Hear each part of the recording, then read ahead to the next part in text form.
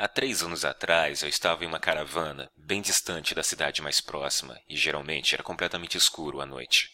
Eu prometi que não fumaria do lado de dentro, então, à 1 da manhã, eu saí para um cigarro. Depois de alguns minutos parado na escuridão, eu pude perceber que consegui enxergar claramente a minha mão, algo que eu não conseguiria fazer nas noites anteriores.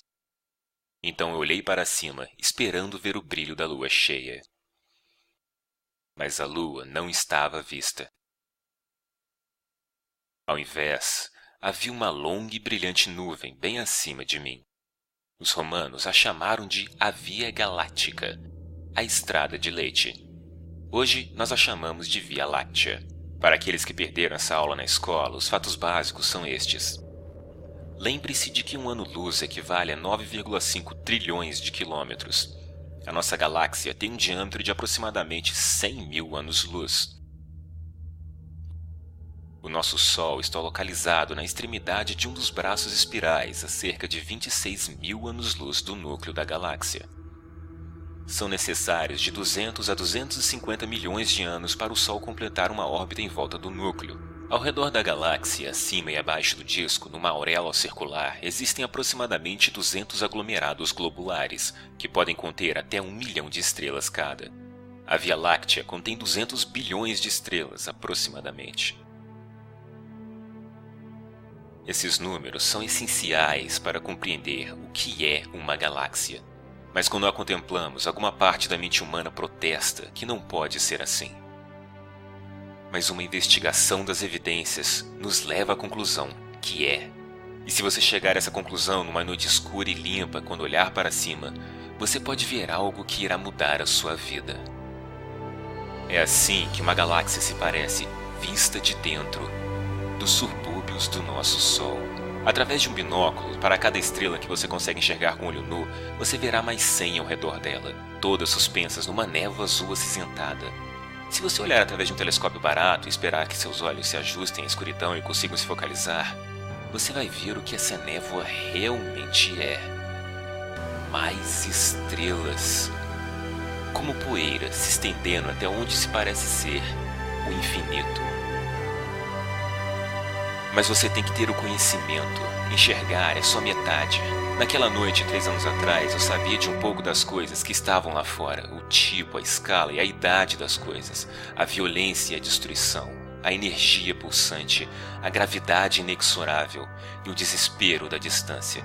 Mas eu me senti seguro, porque eu sabia que meu mundo está protegido pela mesma distância que os outros temem. É como se o universo estivesse gritando na sua cara. Você sabe quem eu sou, o quão grande eu sou, o quão velho eu sou. Você pode sequer compreender o que eu sou, o que é você comparado a mim. Mas quando você aprende ciência, você pode sorrir para o universo e responder: cara, eu sou você. Quando eu olhei para a galáxia naquela noite, eu sabia que até o mais fraco cintilar de uma estrela era uma conexão real entre o meu olho ao longo de um fino raio de luz até a superfície de um outro Sol. Os fótons que os meus olhos detectam, a luz que eu vejo, a energia que interage com os meus nervos, vieram daquela estrela. Eu pensei que eu nunca poderia tocá-la, mas mesmo assim, algo que vem dela atravessa todo o vazio e me toca. Eu nunca poderia ter imaginado. Os meus olhos viram apenas pequenos pontos de luz, mas a minha mente enxergou muito mais. Eu vi as explosões de radiação gama das estrelas gigantes serem convertidas em energia pura pelas suas próprias massas. Flashes de luz que brilharam do outro lado do universo muito antes de a Terra ter se formado. Eu vejo o brilho invisível das micro-ondas da radiação de fundo deixado pelo Big Bang. Eu vejo estrelas vagando erroneamente a centenas de quilômetros por segundo e o espaço-tempo se curvando em volta delas. Eu até mesmo consigo ver milhões de anos no futuro. Aquele brilho azul irá explodir um dia, aniquilando todos os sistemas solares próximos, em um apocalipse que numa comparação faria a fúria dos deuses humanos parecer algo patético. Mas foi a partir de uma destruição dessas que eu fui formado. Estrelas morreram para que eu pudesse viver. Eu sou um produto de uma supernova. E você também.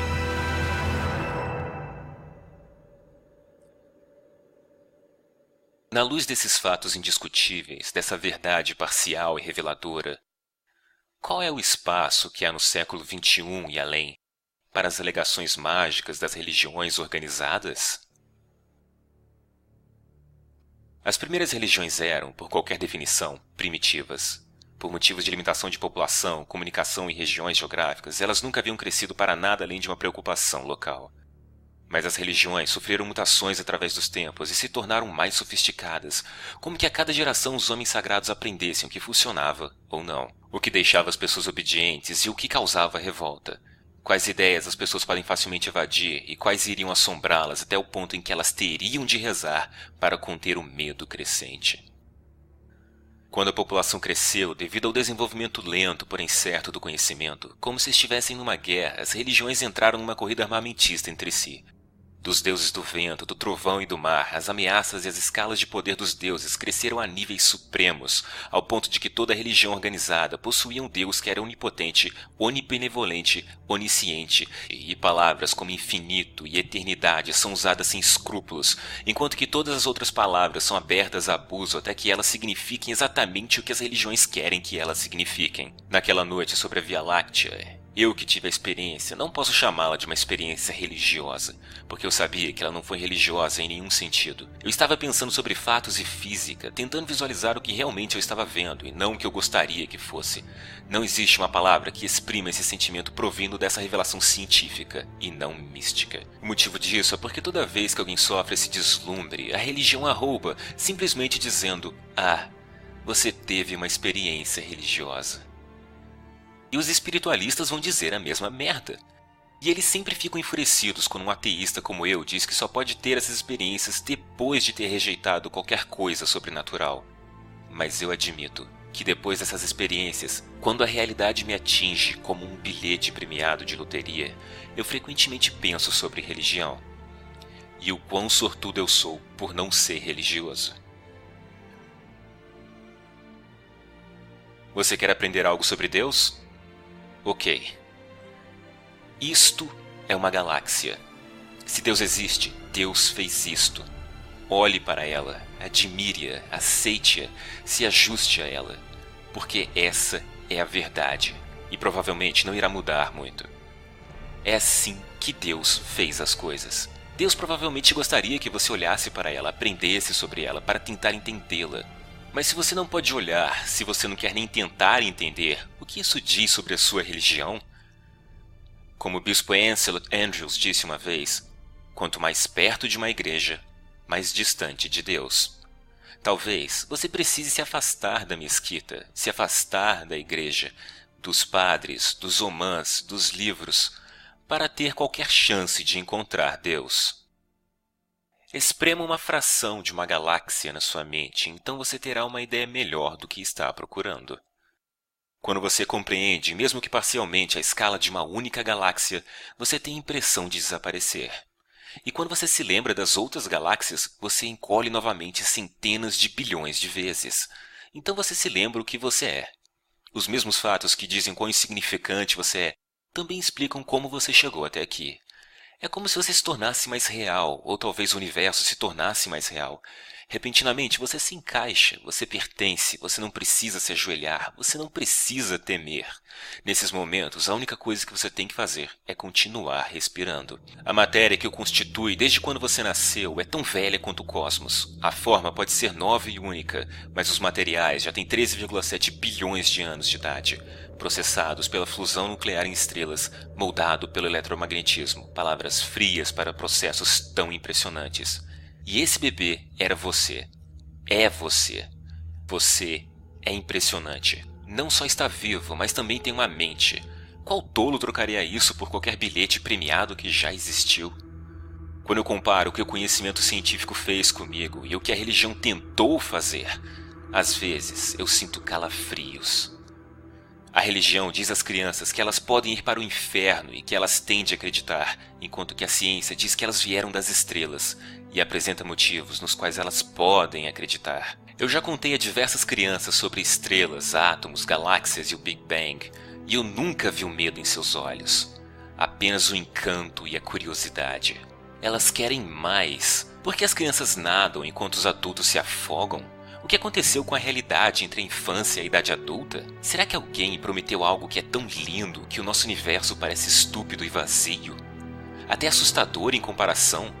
Isso tudo ainda pode ter sido feito por algum criador, mas a religião fez parecer que é algo desagradável. A religião pinta tudo que não a si própria como algo profano e pecaminoso, enquanto embeleza e dignifica suas mentiras e erros, como um porco que veste a melhor das roupas. Em seu esforço de tentar nos impedir de enxergar a realidade, a religião se tornou a realidade que não podemos encarar. Veja o que a religião nos obrigou a fazer, com nós mesmos e para os outros. A religião roubou o nosso amor e a nossa lealdade e a deu para um livro, para um pai telepático que diz às suas crianças que o amor significa se curvar diante dele. Eu não sou pai, mas posso dizer que essas crianças vão crescer perturbadas. Não pode ser saudável para uma criança ou para uma espécie. Foi-nos dito há muito tempo atrás que só havia a Terra, que éramos o centro de tudo. Isso se mostrou uma mentira. Nós ainda não nos ajustamos a isso. Nós ainda estamos em choque. O universo não é o que nós esperávamos que fosse. Não é o que eles nos disseram que seria. Esse entendimento cósmico é novo para nós, mas não há nada a temer. Nós ainda somos especiais. Nós ainda somos privilegiados. Pode haver um paraíso, mas ele não será perfeito, e nós mesmos é que teremos de construí-lo. Se eu tenho algo que pode ser chamado de alma que precisa ser salva, então a ciência a salvou da religião. Algumas pessoas acham realmente deprimente o fato de que o universo só poderá suportar a vida por mais apenas 30 bilhões de anos. 30 bilhões de anos. Você deve estar de sacanagem.